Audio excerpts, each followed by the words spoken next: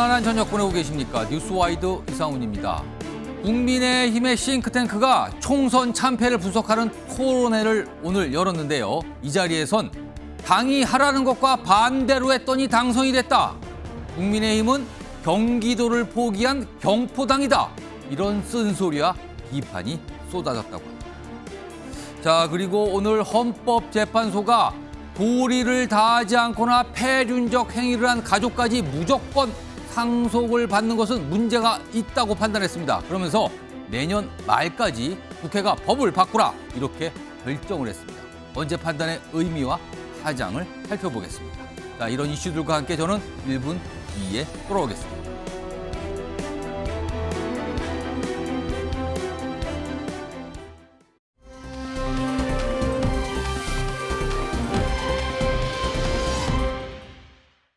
(2020년 12월) 호명되신 분은 자리에서 일어나서 참석자의 모습에 부분이 생각하는 것과 동떨어져 있는 정당, 수도권 정당이 되지 못한다면 이 정당 모습은 대통령의 이미지를 개선하기 위한 노력을 많이 해야 돼요.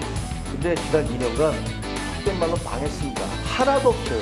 꼭 하면 대통령이 경로한다는 그런 표현이 나옵니까? 경로해야 될 건 국민인데 대통령이 경로한다고 나가면 그걸 보는 국민들이 좋습니까? 당정 관계에 대해서 우리가 대통령실을 비난만 하면 뭔가 해결될 거라고 생각하는 것은 오판입니다.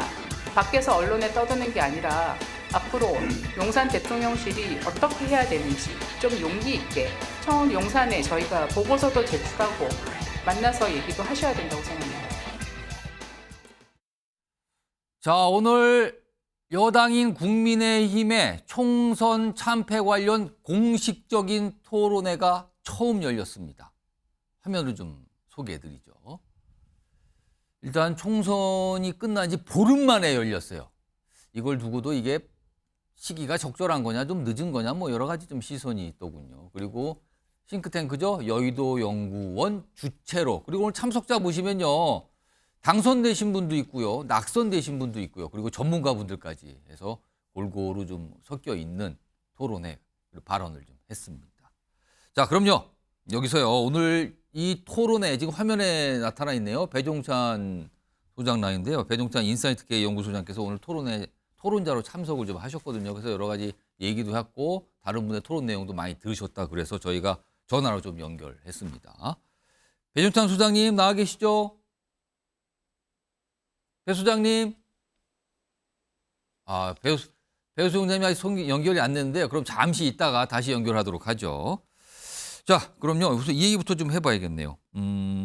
이준우 전 여의도 연구원 기획위원 나와 계신데 네. 마침 여의도 연구원에 계셨으니까 네. 왜 이제야 참패 분석을 하는 공식 토론회가 열렸는가라는 질문이 오늘 나오더군요. 네. 이거 어떻게 좀 보십니까?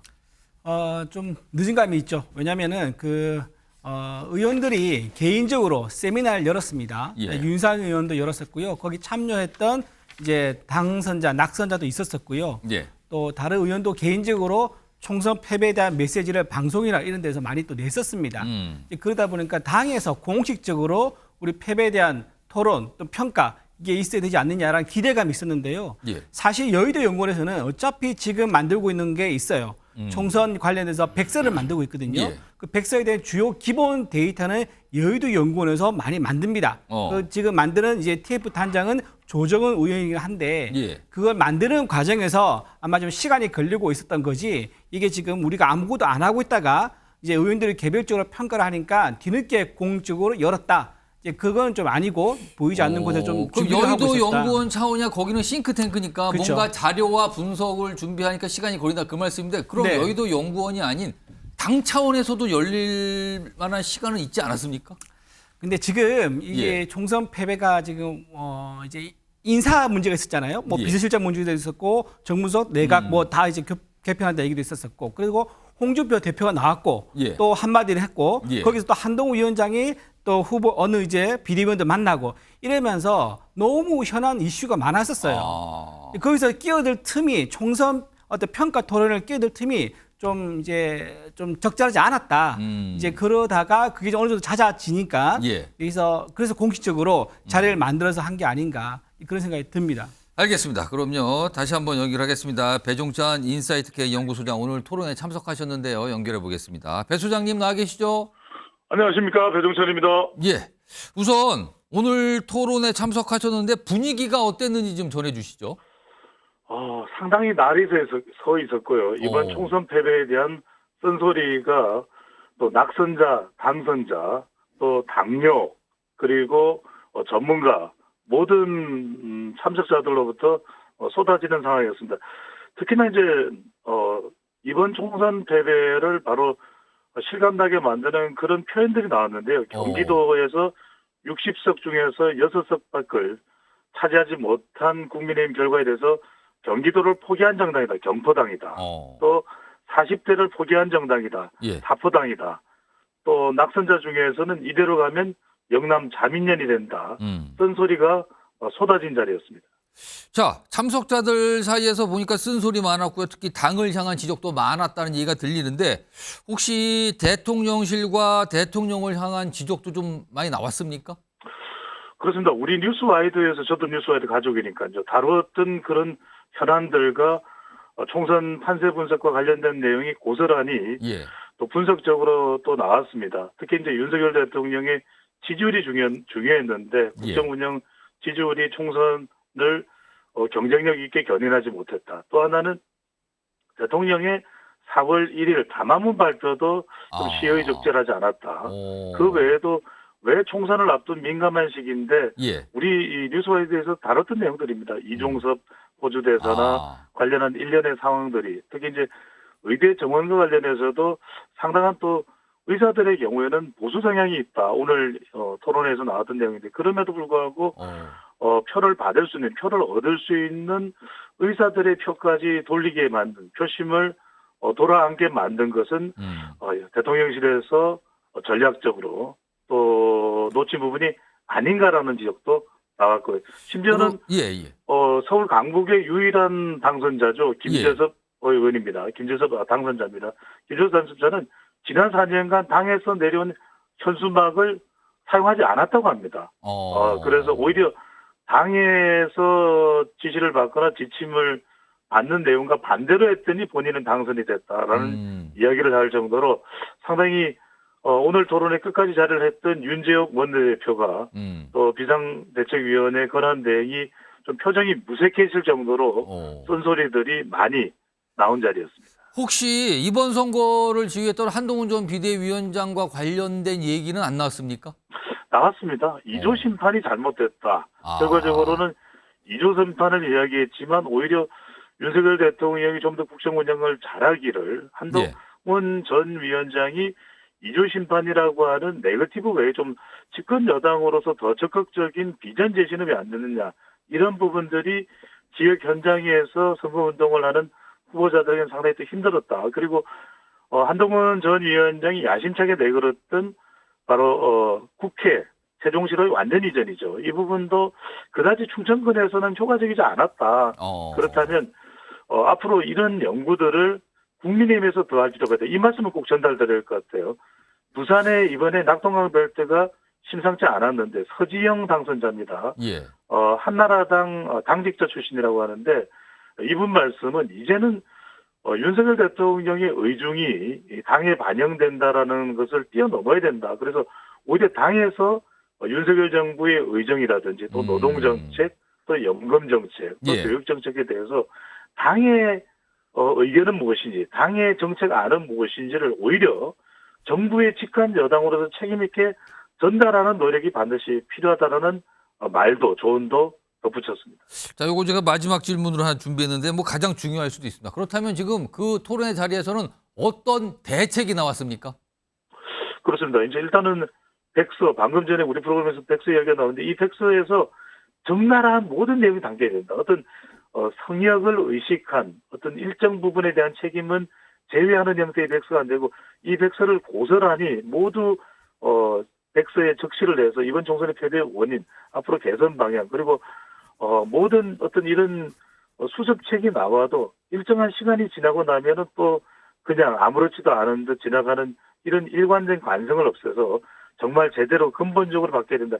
이걸 말 그대로 당의 이 초선 또 낙선자들의 목소리를 앞으로 지속적으로 담아내야 된다는 목소리가 모아졌습니다.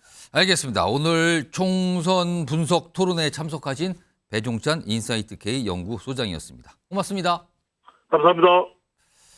자, 여러 가지 얘기가 나왔군요. 한동훈 전 비대위원장 관련된 약간의 어떤 전략적 실패가 있었던 거 아니냐 이런 지적까지 나왔다고 하네요. 자, 이런 가운데 오늘 토론회에서 오늘 당선자 두 분이 토론회에 임하셨는데 그중에 한 명입니다. 서울 강북 지역에서 당선됐죠. 그리고 지금 굉장히 주목을 받고 있는데요. 오늘 토론회에서 어떤 얘기를 꺼내놨습니다. 들어보시죠. 강북에서 어떻게 당선됐냐, 거기 험진대 어떻게 당선됐냐 물어보셨을 때 뭐 여러 가지 이유가 있겠지만은 우리 당이 하는 거 거의 반대로만 했습니다. 제가 솔직히 말해서 2조 심판 얘기 입 밖으로도 꺼내지 않았고요. 그다음에 당에서 내려온 현수막 4년 동안 한 번도 저걸지 않았습니다. 이게 제가 현수막을 저희 사무국장으로부터 당으로부터 내려오는 거 보면 정말 저희 지역에는 걸 수 없는 내용들이 태반이었습니다. 당선 비법을 얘기했는데 당에서 하라는 거 아무것도 안 했다. 화면으로 좀 정리해 보겠습니다. 당에서 하는 거 반대로만 해서 강북 험지에서 당선됐다. 이게 첫 번째 비법입니다. 또 다른 비법은요. 2조 심판 이 얘기 꺼내지도 않았고 이건 총선 선거운동 당시군요. 그리고 당에서 내려오는 선수막도 단 한 번도 건 적이 없다. 당에서 하라는 것 안 하고 반대로 하면 당선 비법이 된다. 이 얘기입니다, 지금요. 윤경호 소장님. 이걸 어떻게 받아들여야 되는 겁니까? 글쎄, 강북이라는 곳의 특수성도 있겠지만 저는 우선 주목하는 건 4년 동안 공들였다. 이 얘기가. 그러니까 지금 아무리 낙하산 타고 내려가듯이 예. 그 저쪽의 상대편은 역시 30대 안기령 후보였어요. 예. 근데 그 친구 선거운동하면서 아주 아팠던 거 하나 있잖아요. 동네 이름 몰라가지고 여기가 어디냐 물어보면 답을 못하는 상황. 유권자들이 어떻게 했더라. 그러니까 둘 다 30대 젊은 후보들인 상황에서 예. 김재섭 국민의힘 후보는 4년 동안 공들였다. 그래도 지역구에서 뛰는 후보들은 저렇게 발로 뛰는 게 기본, 역시 그게 승리의 원동력 아닐까, 저는 그런 생각이 하나 들고요. 또 하나는 뭐 아무리 뭐라고 해도 이번 선거는 윤석열 정권에 대한 중간평가였잖아요. 예. 그게 한쪽에서는 심판론을 내세웠고 한쪽은 지원론을 내세웠는데 예. 국민의힘은 오로지 이재명 상대 당대표 때리기만 골몰했잖아요. 예. 특히 선거운동을 지휘했던 한동훈이라는 비대위원장 완장을 찬 당대표가 입만 열면 이재명 욕하는 거, 그것도 욕도 아주 어떻게 보면 좀 너무 지엽적인 것들만 건드리는 예. 그런 걸로 일관을 했던, 그게 함축된 게 2조 심판론 뭐 이런 거 아니에요? 또 하나 운동권 심판론 뭐 이런 거, 이런 게 전혀 먹히지 않았다는 거를, 그러니까 꼭 저건 강북 지역만은 아닐 거라고 봐요. 물론 강남 지역 일부가 있고요. 또 마포, 용산, 그리고 동작, 을 뭐 있지만 저는 그 세 군데는 종합부동산세, 그게 올 1월에 대폭 삭감이 됐지 않습니까? 감면이 됐잖아요. 예. 이제 그게 나름대로는 작용을 했을 거다 하는데, 저 도봉갑은 꼭 그게 그렇게 많이 작용하지는 않았을 수 있어요. 그러나 결론적으로만 다시 얘기를 하자면 한동훈 위원장, 그다음에 국민의힘의 당 차원의 지도부 이런 예. 쪽은 집권당으로서 앞으로 3년 동안 국민의힘이 대통령을 어떻게 서포트하고 어떻게 지원해서 대한민국의 미래를 이렇게 바꿔나가는데 우리가 뭐 기여하겠습니다. 이런 얘기를 해도 부족했을 텐데 그런 얘기는 정말 일도 찾아보기 어렵고 오로지 이재명 때리기 이것만 이제 골몰했던 거, 그게 김재섭 당선자가 저는 반대로만 했습니다. 그 말에 저는 그대로 녹아 있는 거 아닐까 이렇게 해석해 봅니다. 손정욱 변호사, 그렇다면은 뭐 선거 운동 당시 그리고 그 전에 국민의힘의 수뇌부에 국민의힘 차원의 어떤 판단과 결정, 이게 서울 강북 지역에 한정한다면 전혀 통하지 않는다, 이 뜻이 되는 겁니까? 아니, 그거는 저는 동의하기 어려운 게요. 예. 그러면 이제 김재섭 당선자처럼 4년 동안 이제 그 플랜카드 하나도 안 달고 무조건 이게 반대만 하면 이게 우리 압승했을까요? 국민의힘이? 저는 그래 안 봅니다. 저건 해법이 아니에요. 예. 제가 보기에 2조 심판론이나 예. 운동권 청산론 자체가 저는 나쁜 건 아니라 봐요. 그거는 이제 필요했고 다만 이제 그 플러스 알파가 좀 부족했죠. 플러스 알파가 이제 미래 비전을 좀 제시하는 예. 이런 부분이 좀 부족한 건 인정하지만 예. 그러나 이 프레임 자체가 저는 잘못된 게 아니다. 이렇게 생각이 들고 자 저는 김재섭 당선자가요. 예. 안기령 아니었으면 됐을까요? 아, 상대 후보에 따라서 영향을 받은 거 아니냐? 그분이 차은우보다 이재명 이거 하나로 이게 그냥 공천 왔는데 경주 출신이에요. 엄청나게 민주당 당원들이 모욕감 느끼면서 워낙 그 지역에 준비가 안 된 사람이 낙하산으로 차은우보다 잘생겼다. 이래 내려오니까 그래서 된 거죠. 민주당 후보의 경쟁력에 문제가 있었기 때문 아니냐 그 말씀입니까? 지금? 진짜 민주당이 정상적으로 인재걸 후보가 뭐 민원, 예. 유원회라든 여러 경쟁력 후보 놓으면 못 이깁니다. 본인도 겸손해야 돼요. 그리고 이제 본인은 4년 전에도 40% 얻었던 예. 이게 있고 그다음에 비대위원이나 방송활동으로 인지도가 높았잖아요. 따라서 이게 본인의 마치 특수한 경험 이긴 걸 가지고 일반화시켜서 당이 모든 걸 잘못했다. 예. 당 반대랑 이기더라. 이건 책임 있는 자세가 아닙니다. 전국의 모든 후보가 예. 당의 현수물 4년도 아무것도 안 되면 이게 그게 당입니까? 저는 이게 본인 경험을 가지고 일반화시켜서 이게 당을 비난해서는 안 된다. 예. 이걸 제가 지적합니다. 알겠습니다. 의견이 좀 다른 의견 주셨어요. 오늘 나오는 어떤 이 서울 강북 지역에서의 당선 비법에 대해서 얘기했는데 두 분이 좀 평가가 갈라져 있습니다. 이런 가운데 오늘 토론에서 전문가의 발언 중에 하나가 있는데 과거 어떤 총선 때를 얘기한 전문가가 계십니다. 들어보겠습니다. 잠깐만 이제 시계를 돌려서 2008년 제18대 국회의원 선거를 한번 생각해 보실 수 있을 것 같습니다. 제가 개인적으로 평가할 땐 이 당시가 이제 한국 그 보수 정당의 최전성기였다고 저는 평가를 합니다. 김상희 평론가. 네. 18대 총선이면은 연도로는 2008년 당시 아닙니까? 그렇죠. 그렇다면 그때가 이명박 정부 네, 당시인데 초기죠. 그때가 네. 보수 정당의 최전성기였다라고 평가를 하네요. 그렇죠. 네. 어떤 이유가 있을까요? 일단은 의석수로 보면 이번 총선 결과에 정반대 결과였었고요. 그때는 보수 정당의 보수 정당이 거의 뭐 200석 가까이 예, 범 보수죠. 범 예. 보수. 그러니까 그때 한나라당이 153석 했고요. 예. 자유선진당이 15석, 친박연대 14석. 이래가지고 아예 보수로만 쳐도 뭐 185석에 여기에 뭐 무소속에 범보수까지 하면 거의 200석에 육박하는 그런 의석이었어요. 완전 의석수가 지금하고는 완전 반대 정반대죠. 상황이었다는 거네요. 근데 이제 박 교수께서 말씀하시는 핵심은 뭐냐? 그때는 수도권과 중도 그리고 중산층을 겨냥해가지고 모든 전략을 고민하고 정책을 짰다는 거예요. 그러니까 표가 나왔겠죠. 그래서 표가 나왔다는 거예요. 그리고 지금 수도권의 상황이 정반대였다는 거죠. 예. 물론 그런 것 때문에 뭐 그 주거 정책이니 뭐니 이런 것도 많이 나왔고 그때 우리가 뭐 기억하는 뉴타운 열풍 뭐 이런 것들이 있었고 그런 건데 지금 중도층 예. 그다음에 수도권을 거의 저버리는 그 신경 쓰지 않는 예. 뭐 무시하는 그런 어떤 당의 어떤 모습이 이런 패배를 가져왔다. 그래서 그때를 다시 돌아봐야 되고 그때는 어떻게 중산층, 중도층 그리고 수도권을 신경 썼는지 예. 그런 거를 다시 돌아봐야 된다. 이런 거를 따끔하게 이야기하는 건데 저는 100% 동의해요. 저거 안 하면요 앞으로 지역당, 영남 지역당에서 벗어날 수가 없습니다. 지금도 보십시오. 예? 원내대표 이철규 의원으로 간다고 하잖아요. 국민에게 주는 메시지가 뭐겠습니까?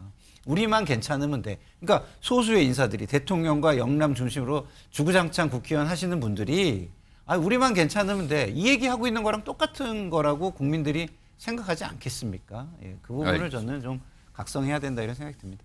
이준우 전 위원 18대니까 2008년 굉장히 국민의힘으로서는 좋았던 경험이 있었다라는 건데 왜 그 기억을 그 경험이 있었는데 지금 왜 잃어버린 겁니까? 그때 그 비법과 방법을? 우리가 이제 MB 정권, 박근혜 정권을 우리가 거치면서 보수가 집권당 했을 때 우리가 그때 오만했던 거죠. 네, 오만했던 거고 그 이후에도 사실 우리가 윤석열 대통령을 지금 우리가 만들긴 했지만 예. 우리 당에서 만든 후보가 사실 아니에요. 아. 왜냐하면은 그때 우리 당이 스스로 대통령 후보 하나 만들지 못한 것에 대해서 굉장히 자기가 많이 있었지만 사실상 영입한 상황이었다. 그렇죠. 영입하면서 냈죠. 예, 영입하면서 냈고 그때 영입했던 포인트가 뭐였냐면 국민들이 윤석열 대통령을 선택해줬잖아요. 그러면 윤석열 대통령을 선택했을 때 그게 우리 보수를 지지한다고 착각을 한 거예요. 우리 보수당에서는.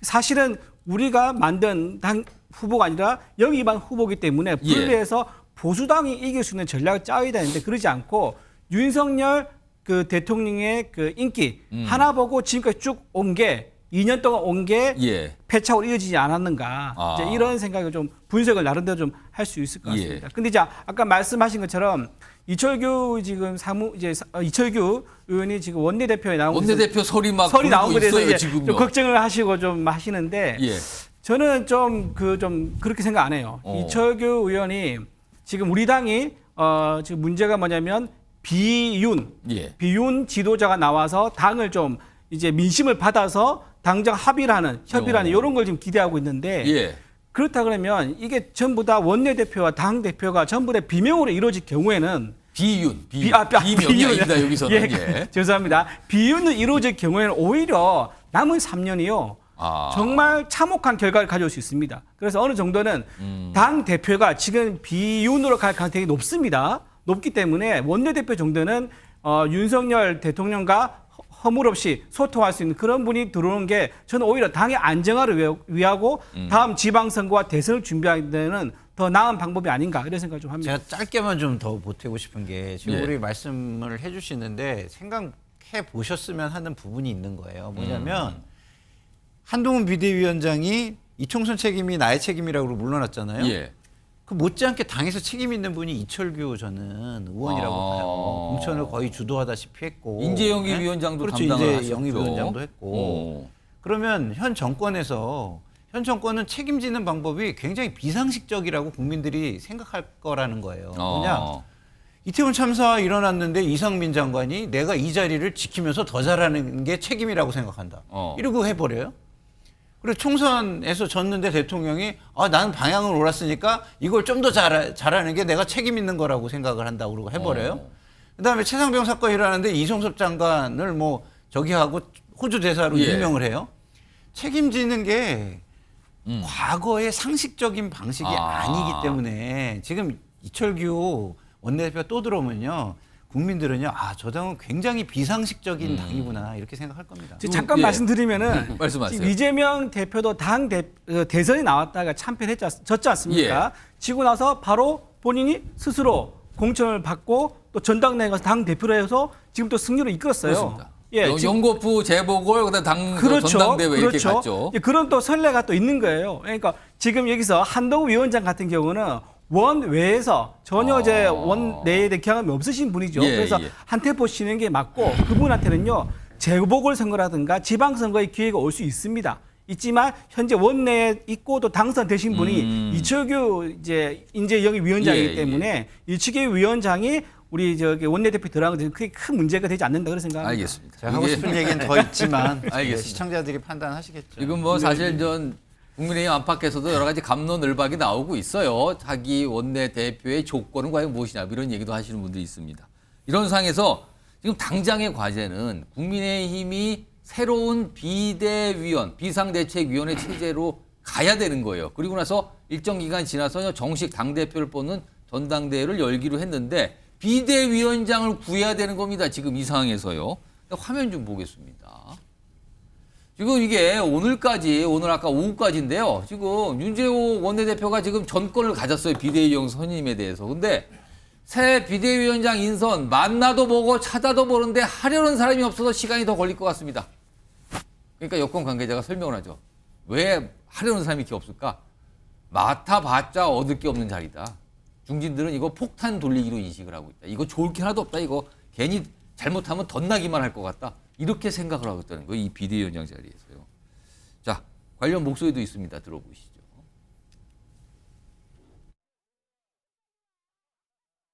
그렇죠. 당을 주도적으로 운영하는 것은 아니고 결국 네네. 전당대회를 치르고 그 과정 속에서 있는 어떤 과도기적 그 과정을 관리하는 형태니까요. 네네. 아무래도 매력적이지는 않죠.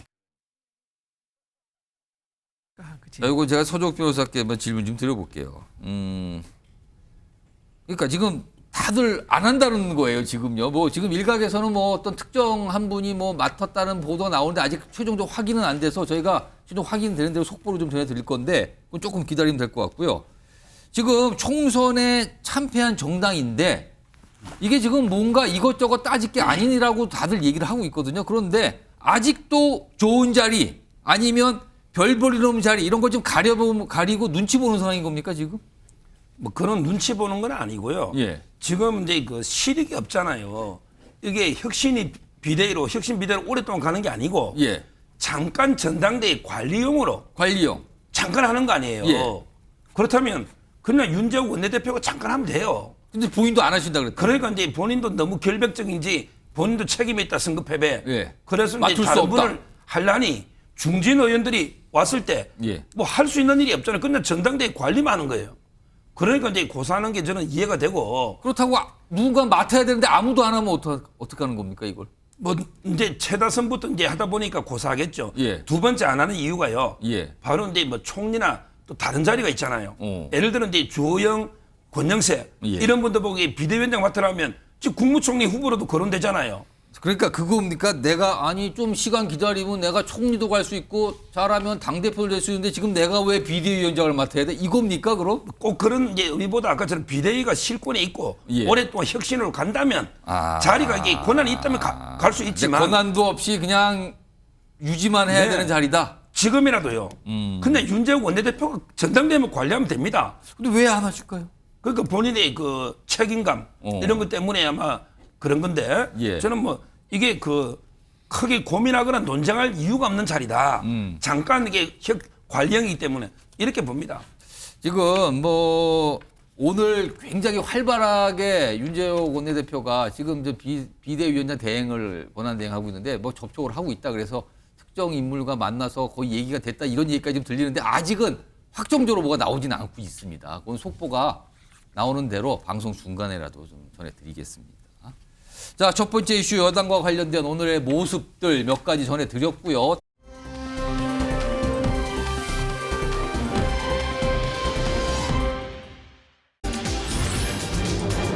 페북 친구를 손절한 조국. 왜? 아니 누구를 손절했다는 거예요? 갑자기 페북 친구를? 화면 좀 볼까요? 여기 좀 설명되어 있습니다. 최근에 조국 혁신당이 여러 가지 결의했잖아요. 10가지 결의. 그중에 하나가 국내선 항공의 비즈니스 탑승 금지입니다. 이런 것까지 포함된 결의안을 냈는데 약속을 한 거잖아요. 근데 이거에 대해서 개그맨 서승만 씨 최근에 더불어민주연합 비례대표 순번을 받았었거든요. 이제 이 당선권은 못 들었는데 이 내용에 대해서 반응을 보이는데 지난 17일이에요. SNS에 글을 올리죠. 그 조국 대표를 향한 말이네요. 그냥 비즈니스 타고 일 잘하는 의원 되길 바랍니다. 이렇게 썼어요. 이게 당부일까요? 약간 비판이 있는 것 같기도 하고요. 그냥 그런 거 따지지 말고 일이나 잘하세요라는 느낌도 있는데 그러자 조국 대표가 페북 친구를 끊었답니다. 원래는 페북 친구 관계였었는데. 그때 또 서승만 씨가 반응을 보여요. 아니 싫어하실 듯한 걸 몇 번 썼더니 패치를 끊으셨어요. 그러니까 요 비즈니스성 말고 다른 걸도 몇 번 올렸는데 이게 좀 몇 차례 오니까 끊었다. 이렇게 좀 파악을 하고 있는 겁니다. 자, 관련 목소리 좀 들어보겠습니다. 아니 뭐 다른 게 아니고 제가 이제 조국 대표님 페북에 저를 패치를 끊었다고 서운하다고 썼는데 그걸 가지고 저기 서승만이 조국을 저격했다는 내가 뭐니 힘이 있다고 조국 대표님을 저격했겠습니까? 그건 아닌데 뭐 조국 대표가 범야권 회의하자 제안을 했어. 6월달 돼서 이제 뭐 국회 시작하면은 그때 만나면 되지. 때와 장소 타이밍이라는 게 있잖아요. 타이밍. 조국당이 잘 되길 저도 바래요. 사실은. 자, 지금 방금 속보가 하나 들어왔습니다. 민주당 이재명 대표, 조국 대표 오늘 비공개 만찬 회동을 한답니다. 하나 더 있습니다. 속보 보겠습니다. 이재명, 제가 먼저 연락했다. 앞으로 정국도 얘기할 것이다. 얼마 전에 사실은 조국 대표가 범야권 당대표 연석회의를 좀 열어달라. 이재명 대표 보고 야당 대표들과 만나자. 이유는 영수회담을 하기 전에 야당 대표의 의견을 들으시라. 이런 요구를 했는데 지금까지 오늘 오후까지만 해도 민주당에서는 굳이 그걸 왜 만납니까라는 부정적인 반응이었거든요. 그리고 그거에 대해서 조국 혁신당에서는 섭섭하다는 반응까지 나왔는데 뭔가 전격적으로 이루어졌나 보네요. 다시 한번 속보 말씀드리겠습니다. 자, 민주당입니다. 그리고 이재명 대표가 제가 먼저 연락했다. 앞으로 정국도 얘기할 것이다. 속보 하나 더 보겠습니다. 앞서 나온 거예요. 민주당이 오늘 밝혔는데요. 이재명 대표, 조국 대표 오늘 비공개 만찬 회동이 지금 잡혀 있다고 합니다. 만찬이니까 시간이 얼마 안 남은 것 같아요. 곧 만날 것 같거든요. 아마 장소가 공개가 된 건지 비공개인지는 모르겠습니다만 영상이 들어오면 이거 역시 속보 영상으로 전해드리도록 하겠습니다. 요 얘기 관련된 주제 좀 준비되어 있거든요. 이건 좀 뒤에 있다 같이 좀 섞어서 하고요. 앞서서 윤경호 소장님, 조국 대표 아니 개그맨 서승만 씨가 조금 약간 쓴소리 비슷한 글을 올렸다고 SNS 친구를 끊었어요. 조국 대표는 이게 무슨 생각일까요? 이게? 글쎄 누가 더 비중이 있는 건지 잘 모르겠는데 예. 제가 개인적인 일정상 어느 북콘서트를 갔더니 예. 이 개그맨 서승만 씨가 조국 대표라든가 아니면 뭐 그러니까 진보 진영의 이번 총선의 뜻을 두고 또 실제로 또 출마를 했던 분들 예. 북콘서트 사회를 참 많이 보더라고요. 예. 그러면은 야권 인사들, 야권 정치인들과 관련된 어떤 행사의 사회를 봤다. 그렇습니다. 그러니까 꼭 야권 기존의 정치권 말고요. 예. 진보 운동을 했던 분들 아마 조국 대표의 콘서트에도 서승만 씨가 사회를 보지 않았나 저는 뭐 그런 기억이 어렵지 않은데. 통상적인 흐름이라면 그럴 수 있다는 거죠. 예. 그래서 저 두 분이 아마 개인적인 친분이 분명히 있을 거예요. 근데 패친 친구 그런데 저랬다는 거에 이제 제가 보기에는 아마 조국 대표가 뭐 섭섭함을 표한 걸로 지금 그렇게 비춰지잖아요. 예. 근데 어찌됐든 서승만 씨도 민주당의 비례대표의 후순번이긴 하지만 거기에 이름을 올렸다는 건 그렇습니다. 본인도 이제 주목을 굉장히 많이 받는 자리에 이미 올라서 있는 거예요. 그렇습니다. 후보로 올랐으니까요. 그럼요. 그 이전에 본인이 그냥 한마디 던지고 본인이 뭐 어떤 행동을 했을 때 가졌던 무게감과 지금은 많이 달라졌을 거예요. 예. 그런 점에서 아마 이제 앞으로도 이런 게 상당히 다른 분들에게 주목을 끌 수 있구나. 또 하나는 불필요한 오해를 부를 수 있구나. 그러니까 지금 저거는 많은 정치권 인사들도 좀 궁금하잖아요. 갑자기 저런 걸 끊는다는 거는 어떤 이유가 있을 테고 그걸 끊김을 당하신 분은 약간 당혹스러울 수도 있는 거거든요. 근데 제가 해석하기로는 조국 혁신당이 아무리 12명의 독자적인 비례대표 당선자들을 데리고 있고 또 뭐 원내 교섭단체 운운할 정도로 세력화 성공했지만 그러나 조국 혁신당은 민주당의 울타리에서 한치도 벗어나기는 어렵죠. 그리고 아니 국민이 보기에도 조금 더 강하게 싸울 거를 주문했다면서요. 그 이외에 다른 거로는 여기는 뭐 충돌이나 갈등이나 이런 걸로 비춰지지는 저는 않을 걸로 보이고요. 아까 잠깐 저 이재명 대표하고 조국 대표가 만난다면 오히려 이재명 대표가 부담을 느낄 수는 있어요. 무슨 얘기냐? 윤 대통령과 만나는 영수회담 거기에 조국 대표가 이러이러한 요구 사항을 제시했다.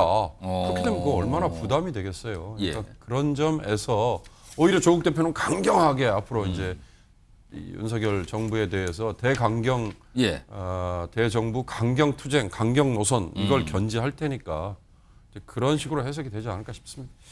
지금 이 페이북 친구 끄는 거에 대한 어떤 반응들도 좀 있거든요. 그건 좀 소개해드리죠.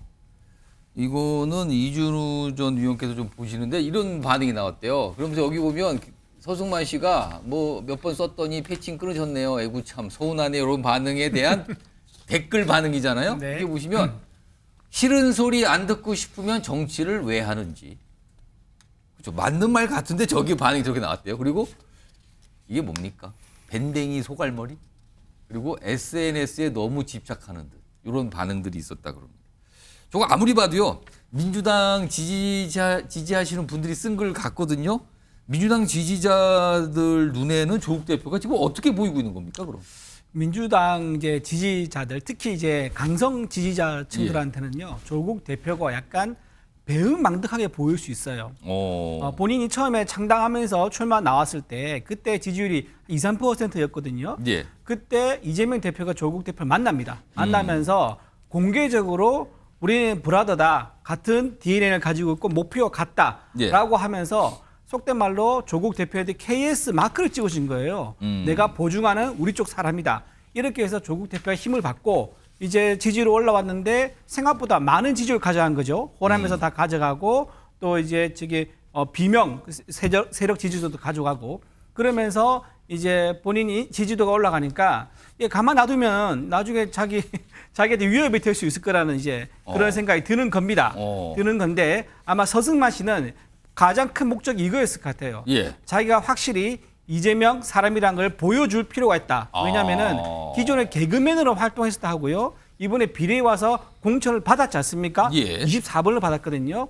그렇다면 정치인으로 변신을 한 건데 그렇다면 확실히 내가 이재명의 줄을 서는 거를 보여줄 필요가 있다라고 하면서 이게 이재명의 어떤 잠재적인 경쟁자가 되는 조국을 미리 견제하는 거 이제 그거를 역할을 아마 개인적인 판단이 아니라 어느 정도는 좀 뭐 얘기를 듣고 이런 역할을 하겠다 그런 얘기를 듣고 한 것 같이 보여지고요. 그다음에 지금 조국 대표가 저렇게 자기 이제 SNS 관리하는 거 보면은 굉장히 조국 직접 관리한다고 그러죠 지금. 네, 조국 대표 특징인데 나르시시즘이라 그러잖아요. 거울 속 자기 모습에 반해서 자기애가 강한 이런 모습인데 그거는 이준우 전 의원의 개인적인 의견이신 예, 제 거예요, 개인적인 지금은? 의견입니다. 너무 이제 자기애가 좀 강하지 않느냐. 그러니까 자기 하는 모든 시시콜콜한 것들을 사진으로 남기고 이걸 또 밖에 대외적으로 보여주고 머리도 옆으로 멋지게 넘기고 뭐 당연한 거 있지 않습니까? 줄을 서는 거 당연한 거죠. 쓰레기 버리러 간 거 당연한 거죠. 그리고 최근에 공개했던 사진들. 네, 그렇죠. 그런 이제 비즈니스 타는 것도 뭐 탈 수도 있죠. 근데 이제 그렇게 해놓고 또 다른 말 한다든가 이제 이런 것들 하는 게 너무 시시콜콜한 이제 그런 자기의 모습이 아마 서승만 씨한테는 좀 거슬렸던 것 같아요. 그래서 그런 부분도 아마 자기가 좀 공격한 게 아닌가 이런 생각도 듭니다. 그러니까 이게 어떻게 보면 굉장히 단순하지만 묘하게 또 해석이 될 수 있는 여지가 있어서 지금 뭐 정치권 인사분들께서 이런 얘기를 오늘 좀 하시더군요. 이런 가운데 오늘 조국 혁신당 관련돼서 한 가지 행사가 있었고 그 행사를 통해서 선발이 됐어요. 선출이 된 거거든요. 원내대표입니다. 뽑히신 분이 황운하 의원입니다. 얼마 전까지 사실 총선 전에는 민주당 소속이었다가 이제 당적을 바꿔서 지금 출마해서 당선이 이렇게 되신 분인데 원내대표로 뽑혔거든요. 얘기 좀 들어보겠습니다. 한동훈 특검법은 1호 법안으로 약속을 드린 바 있습니다. 그래서 이미 법안을 마련해 놓았다. 실제로 국회에서 통과되기 위해서는 민주당과 논의를 해야 되고 민주당의 협조가 절대적으로 필요한 것이죠. 자, 지금 보면 황운하 이제 새 원내대표가 선출이 됐어요. 민주당의 협조 얘기를 오늘 자주 얘기했어요. 민주당하고 또 협조 관계가 있었는데 협조를 필요하다. 뭔가 조국 혁신당이 원하는 게 있는데 이게 다 민주당의 협조가 필요하다. 이런 협조 관계를 강조하는 발언이 오늘 많았는데 자, 그런데요. 최근에 아까 속보 잠깐 들었지만 그 속보가 나오기 전까지 조국 대표가 이재명 대표에게 제안을 했잖아요. 야당 대표들 만납시다. 영수회담 하기 전에 만나고 가야 됩니다. 이걸 요구했는데 오늘 오후까지만 해도 민주당에서는 약간 뜨뜻미지근 또는 거절 분위기였단 말이에요. 일단 그 목소리부터 들어보겠습니다. 이번에 이제 여야 영수회담은 민주당과의 회담이지 않습니까? 대통령께서 충분히 민의를 듣고 야당의 목소리를 듣는다고 하면은 뭐 조국 혁신당이라든가 개혁신당, 뭐 진보당이라든가 그런 야당 대표하고도 만남의 시간을 가지면 되지 않을까 싶습니다. 그냥 민주당 대표로만 가지 마시고 범야권을 대표하는 대표로 가시면 어떻겠느냐 정중히 제안을 드린 겁니다. 몇 의원과 대변인께서 좀 부정적으로 말씀하신 내용을 들었습니다. 안타깝고 섭섭합니다. 자, 조국 혁신당에서 섭섭하다는 반응이 나올 정도로 이재명 대표와 조국 대표의 만남에 대해서는 사실은 민주당에서는 거절 분위기였거든요. 그런데 지금 속보 전해듣고 지금 나가고 있죠? 자막으로요. 이재명 조국 오늘 비공개 만찬 회동입니다. 뭔가 분위기가 달라졌을까요? 김선희 평론가? 네. 왜 전격적으로 만나는 걸까요? 글쎄요, 저는 기본적으로 이재명 대표한테 제일 중요한 건 지금 두 가지일 거예요. 일단은 차기 대선. 예. 그래서 거기에서 어떤 수권 능력 있는 지도자의 모습을 보이는 게 되게 중요할 거고. 그런데 이제 어쨌든 범야의 작은 정당에서 그 공개 연석회의를 주장을 했잖아요. 근데 예. 공개적으로 아까도 말씀이 나왔던 것 같은데 요구사항을 강하게 주장을 받으면 그 대통령을 만나는 자리가 굉장히 부담스러워질 수가 있어요. 그래서 그 부담을 좀 줄이기 위해서 개인적으로 비공개로 만나는 거일 수도 있다는 생각이 하나가 들고요. 근데 부담을 주려면 아예 영수회담 전에 안 만나는 게 제일 간단하잖아요. 그러면은 아까도 제가 얘기했지만 대선에서 어떤 지도자 이미지, 스권 능력을 갖춘 지도자 이미지 이런 걸 가져가야 되는데 그게 그거하고는 또 또 약해 어긋나잖아요. 그러면은 오늘은 비공개 회동 만찬입니다. 저녁 자리를 하면서 비공개로 만났는데 여기서는 그럼 별다른 얘기는 오가기 어렵다는 겁니까? 뭐 얘기를 하더라도 밖에 나와서 그런 얘기를 하면은 그거는 이제 진실 공방뿐이 안 되는 것이죠. 혹시요 사실은. 끝나고 나서 조국 대표는 제가 이러이러한 거를 요청하고 요구했습니다라고 얘기할 가능성이 있어 보이고 반면에 이재명 대표는 아무 얘기를 안 할 가능성이 있어 보이거든요. 이건 어떻게 되는 겁니까 그러면은? 그러니까 이재명 대표 입장에서는 잘 듣고 나중에 이제 시간이 있으니까 대통령을 만나기 전까지 이걸 굳이 또 조국 대표가 이런 얘기를 했다 이런 얘기를 할 필요는 저는 없다고 봐요. 근데 조국 대표가 또 나와가지고 그런 얘기를 한다? 얘기할 수도 있지 않을까요? 할 수도 있지만 하면은 제가 볼 때는 조국 대표도 너무 사람이 좀 작아 보일 것 같아요. 작아 보일 수 있다. 네. 뭐 지금 이재명 대표가 조국 대표가 생각하는 것들을 생각 안 하고 있을까요? 그러면 자기 세일즈만 하려고 하는 그리고 이재명 당대표를 이용하려고 하는 이런 모습으로 비춰질 수 있지 않을까요? 그래서 저는 그런 것들이 과연 이 조국 대표에게 좋을까? 뭐 전달했으면 그냥 드라이하게 뭐 우리 당의 입장이나 이런 의견을 전달했다. 이렇게 해야지 뭐 그 윤석열 대통령의 10가지 요구사항 뭐 이런 식으로 해가지고 쭉 나열해가지고 이재명 대표를 코너에 몰려고 하는 의도를 보이거나 이런 모습을 해서 도움이 되겠습니까? 저는 도움이 안 될 것 같거든요. 그래서 저는 드라이하게 뭐 이런 저런 뭐 이야기를 전달했다 이렇게 뭉뚱그려서 하지 않을까 이런 생각이 들고요. 어쨌든 이재명 당대표 입장에서는 아까 얘기한 그 수권 능력을 보여준 지도자 이미지 주는 거와 지금 사법 문제에 있어서 좀 더 유리한 상황을 전개시키는 것 이 두 가지일 텐데 이런 부분에 있어서 저는 뭐 굉장히 좀 뭐랄까 유연한 행보를 했다. 저는 이렇게 생각이 듭니다. 지금요, 아마도 만찬 회동 때 대화의 주제로 올라갈 법한 게 조국 혁신당의 교섭단체 구성 문제건일 수가 있거든요. 자, 이거요. 오늘 몇 시간 전까지만 해도 이거 이제는 민주당이 도움이 이제 안 되는구나 이런 분위기였어요. 그 관련 목소리 들어보겠습니다. 원내교섭단체를 어떤 방식으로든 이룰 것이다. 목표는 분명하다. 근데 그것을 서두르거나 또는 뭐 이 사람 저 사람 빼와서 한다거나 이런 식으로 추구하지 않을 것이고 원내교섭단체가 이루어지지 않으면 조국혁신당이 할 일 못한다라고 생각하지 않습니다. 원내교섭단체가 안 되더라도 할 수 있는 일이 매우 많고 양당 체제가 지닌 한계에도 불구하고 윤석열 정권과 여당의 퇴행을 막아내기 위하여 저는 국회 제1야당인 더불어민주당과 함께하며 저는 지금의 의료 공백을 하루빨리 해결하고 국민 중심의 의료 개혁을 성공적으로 완수하기 위해 더불어민주당과 함께하기로 결정했습니다. 소정 변호사, 사실 조국 대표나 조국혁신당에서 지금 더불어민주당 그 비례위성정당에서 이제 소속이 없는 두 분의 의원이 탄생을 했는데 그거를 더불어민주당에서 이렇게 제명을 시켜주면 이제 자유로 하시니까 그 의원분들을 이 조국혁신당으로 옮기면 교섭단체 만들 수가 있고 뭐 이런 걸 구상했는데 지금 불발됐거든요. 안 내보낸다 그래서 잔류예요, 그냥 민주당의 잔류. 혹시 이런 것들을 회동에서 얘기가 좀 나올까요? 어떻게 예상하십니까? 아마 근데 원내교섭단체는 법 바꾸지 않으면 불가능해요.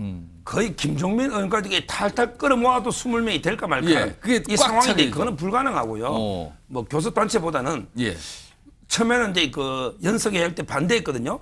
정성호 차장이 뭐랬냐면 아니 국회의원도 아닌데 그렇습니다. 국회의원들한테 아직도 의원 아니지 않냐고. 그러니까요. 아직도가 아니라 아직은 의원이 아니지 않냐 이 얘기가 근데 나왔어요. 왜 바뀌었을까요? 왜 그렇습니까? 제가 보기에 대통령실하고요 실무 의제 회담이 잘 돼가지고 성과가 나올 것 같으면요 이재명 대표가 혼자 가로채죠. 그 성과를 조국 대표가 나눌 이유가 없잖아요. 그런데 오늘 사실은 두 번째 만났는데 별 내용이 합의된 게 없어요 지금. 지금 이제 대통령의 입장은 제가 보기에 그냥 들어만 본다. 의제 뭐 이게 정할 필요도 없고 합의할 필요도 없고 그냥 들어만 보자. 이것만 해도 대통령은 잃는 게 없어요. 이미 협치하는 모습 만나는 것만 보여줘도 지지율은 올라갈 수도 있고 손해볼 게 없죠. 그런데 그런데 그 이재명 대표 입장에서는 지금 이게 대통령하고 회담의 성과가 나오기 어렵다. 이렇다면 이게 강력한 야권 공조로 싸워야 되겠다. 그러면 이게 특검법이고 뭐고 밀어붙여야 되잖아요. 예. 그때 조국 대표 당이 없으면 됩니까? 민주당 혼자로는 재결이나 이게 안 되잖아요. 그러면 조국 대표를 약간 옆에 두면서 힘을 좀 얻겠다 이겁니까? 그렇죠. 결론적으로 정리해 보면 잘 회담이 좋은 분에게 잘 될 것 같으면 공은 내 혼자 가로챈다. 근데 지금 해보니까 영 합의 놓을 게 없다. 그러면 이게 윤 정권하고 전면적으로 싸워야 된다. 이럴 때는 이게 조국 당의 협조가 필요하죠. 선명한. 따라서 이게 저는 오늘 비공개 만찬하는 게 아니라 이렇게 합리적으로 해석하는 조국 혁신당에서는 지금 섭섭하다는 얘기가 나왔는데. 섭섭하지만 이제 가장 선명한 당 아닙니까? 예. 본인들에게 김건희 특검도 밀어붙여. 그다음에 나아가서 한동훈 특검까지 밀어붙여. 예. 그럼 이게 공조가 필요하잖아요. 이래서 이게 오늘 저는 만난다 이렇게 봅니다. 협치보다 전쟁이라는 거죠. 전쟁 분위기로 지금 나오는 게 저 회동이다. 그 의미가 그렇다고 해석해 주는데 윤경호 소장님하고 이준호 전 의원께도 제가 일단 궁금한 거는 이제 만찬 회동이니까 시간이 좀 걸릴 거예요. 그렇다면 뭐 예상컨대 뭐 짧으면 2시간, 길게 3시간 이상 할 수도 있거든요. 끝난 뒤에 이 각각의 당대표들의 어떤 모습일 텐데 끝나고 난 뒤에 이재명 대표와 조국 대표의 분위기는 어떨지 좀 상상을 해볼까요? 어떤 분위기가 나올 것 같습니다. 아니 뭐 당연히 우호적인 만남이었다라고 얘기하겠죠. 지금 조국 대표하고 이재명 대표하고 싸워야 될 이유가 없잖아요. 무슨 경쟁 관계인가요? 제가 보기엔 경쟁 관계가 될 수가 없죠. 뭐 굳이 비교하자면 골리앗 다윗 이 정도의 아까도 조국 혁신당이 지금 뭐 그 그늘에 있을 수밖에 없다. 그 그늘에 있을 수밖에 없죠. 그 울타리 안에서 조금 더 선명 강경 이 입장을 보이는 정도 수준이지. 예. 지금 그리고 아니 엄밀히 말하면 아까 정성호 의원이 뭐 툭 던지는 얘기처럼 5월 29일까지는 원내도 아니잖아요. 아직 의원도 아니고. 아직 의원도 아니잖아요. 그러니까 아직 세력화에는 성공했어요. 국민에게 지지를 일단 받은 거에는 성공했어요. 그러나 아직 제도권 이내에 들어오지는 못한 상황이죠. 그러니까 그런 점에서 현실과 한계를 인정할 건 인정해야죠. 근데 오늘 이재명 대표가 왜 전격적으로 만나자고 했을까요? 조국 대표가 이 아까 범야권 연석회의 제안도 그렇고 그다음에 10개 항목에 대한 것도 있지만 저는 가장 지금 현안은 역시 최수근 상병 특검법이라고 봅니다. 지금 여론이 가장 들끓고 있는 사안 최상병 관련해서 아직도 지지부진. 그다음에 이번 선거에 가장 큰 영향을 미친 이종섭 대사 호주 발령 이거에 대해서 얼마나 많이 여론이 분노를 했어요. 그리고 대통령 배우자 김건희 여사에 관한 여러 잡음과 관련해서도 짚고 넘어가지 않으면 안 되잖아요. 이거에 대해서 그러면 어떤 입장을 취할 거냐라는 얘기만 나눠도 저는 오늘 이 두 사람의 회동은 뭐 여러 가지로 의미가 있다고 봅니다. 이 둘의 관계가 무슨 뭐 경쟁 관계다. 아까 우리 서정욱 변호사께서는 뭐 과실을 누가 따먹는다 이러는데 지금 그럴 표현을 제가 보기에는 좀 안 맞는 거 아닌가 싶은 생각이 드는데요. 이준호 전 의원님, 안 만날 듯하다가 전격적으로 만찬 회동인 거예요 지금요? 저는 이렇게 상상을 좀 해봅니다. 이재명 대표가 예. 빌드업하는 과정이다. 이런 생각을 해요. 빌드업이요? 네, 빌드업 뭐냐면은 조국 대표가 이재명 대표한테 이런저런 이제 조건들을 제안할 겁니다. 제안을 하고 이재명 대표가 그거를 들고 윤석열 대통령을 만나러 가요. 근데 분명히 조국 대표는 받을 수 없는 것들을 제안할 겁니다. 대국민 뭐 사과도 뭐 물론 있지만은 이제 김건희 특검부터 해서 그거는 윤석열 대통령이 받을 수 없는 제안을 조국 대표가 이재명 대표를 통해서 할 것이다. 그렇죠. 그래서 이재명 대표 그걸 전달하는 거죠. 전달한다. 전달하면 그 영수회담이 결렬되겠죠. 결렬가 높겠죠. 그러면 깨끗하게 정리를 하고 본인이 1대1로 다시 만날 수 있는 거예요. 대통령하고 영수회담 다시 할 수 있는 거죠. 그러면은 그게 뭐가 영수회담을 했지만 별다른 성과가 없다. 그럼 일단 끝났다. 그렇죠. 그러니까 조국 대표의 조건을 받고 얘기했는데 조국 때문에 그 제안 때문에 이제 영수회담이 결렬됐기 때문에 내가 따로 만나서 이제 지금 그럼 그걸 뺀 다른 걸 그렇죠. 뺀 의제로 갖고 만날 수 있다. 그렇죠. 의제를 내서 거기서 성과를 내는 모습을 노리는 그런 빌드업 과정이라고 볼 수 있을 것 같아요. 그러면은 뭐 영수회담이 한 2번은 열린다 이게 전제가 되는데요. 그러면은 그럼 충분히 할 수 있죠. 아젠데만 서로 협의가 되면 충분히 할 수 있죠. 예. 그래서 아마 오늘 나왔을 때 표정이 예. 동상이몽일 거예요. 서로 웃고 있지만 예. 서로 계산이 다릅니다. 조국 대표는 내 조건이 받아들여졌다. 내 존재감이 이제 자기는 확인돼서 만족스러울 거지만 예. 아마 이재명 대표는 내가 쌓는 빌드업에 조국이 잘 따라왔구나. 이제 이런 생각하고 있으면서 표정은 둘 다 아마 좋으실 겁니다. 저도 짧게만 예. 좀 말씀드리면 아까 서정욱 변호사께서 이재명 대표가 대통령을 만났을 때 성과가 없을 것이다 이렇게 얘기했잖아요. 근데 만나서 민심을 가감없이 전달하는 것 자체가 저는 성과라고 보는 게 그거를 받아들이는 모습을 대통령이 안 보여주면 불통 이미지가 공고해지는 거예요. 더 강해지는 거예요. 그러면은 민주당 입장에서는 지금 사실상 국회에서의 세력을 가지고 있잖아요. 예. 그러면은 대통령에게 가감없이 전달했는데 대통령이 변하지 않고 오히려 뭐 그대로 가. 불통이야. 그러면은 국회에서 날개를 다는 겁니다. 이재명 대표는요. 그래서 오히려 그게 앞으로 쭉 본인 이 계획한 거를 명분을 가지고 갈 수 있는 거를 얻는 것만 가지고도 저는 예. 충분한 성과라고 생각을 해요. 자, 지금요, 오늘 이재명 대표, 조국 대표의 만찬 회동과 관련해서 지금 방금 이재명 대표의 짧은 설명이 영상으로 들어와 있습니다. 속보 영상이거든요. 확인해 보겠습니다. 조 대표가 먼저 연락이 온 게 맞는지. 제가 연락했어요. 평소에 잘 아는 분이시기도 하고 네. 또 선거 후에 제가 연락도 드렸지만 조금 이런저런 얘기들을 좀 나눌 필요가 있어서 제가 저녁 한번 하자고 했습니다. 이번 선거도 같이 사실은 역할을 나눠서 치렀기 때문에 앞으로 전국 상황에 대해서도 서로 교감할 것이 좀 있어서 같이 한번 대화를 해볼 필요가 있습니다. 자, 이렇게 기자들에서 잠깐 설명하고 지금 아마 이동을 하면서 지금쯤이면 어딘가에서 만날지도 모르겠네요, 지금요. 근데 비공개라고 그래요, 비공개. 지금 알려지기로는 6시 30분에 만난다고 합니다. 그렇다면 지금 한 17분 정도 남았어요, 지금 시간이. 그러면은 끝나고 나면은 그때는 장소고 내용이고 이제 공개가 되겠죠. 뭐 기자들이 가만히 있겠습니까? 밤새 취재를 하죠. 한번 기다려 보겠습니다. 어떤 내용들이 들어오는지. 또 영상이 들어올 수도 있습니다.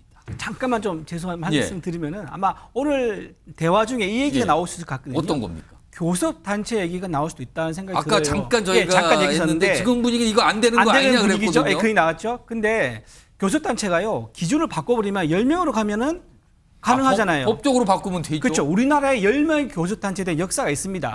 재헌국회 때 원래 20명 출발했다가요. 5대 국회 때 양원제 할 때 그때 상원이 10명이었고요.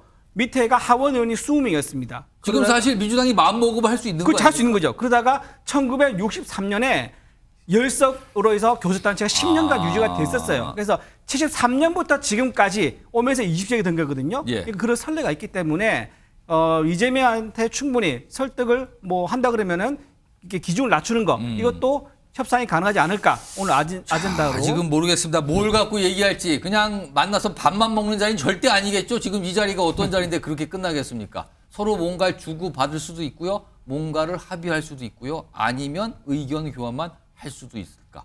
뭐 여러 가지 해석이 하는데 아직 몰라요. 끝나면 좀 알려질 것 같습니다.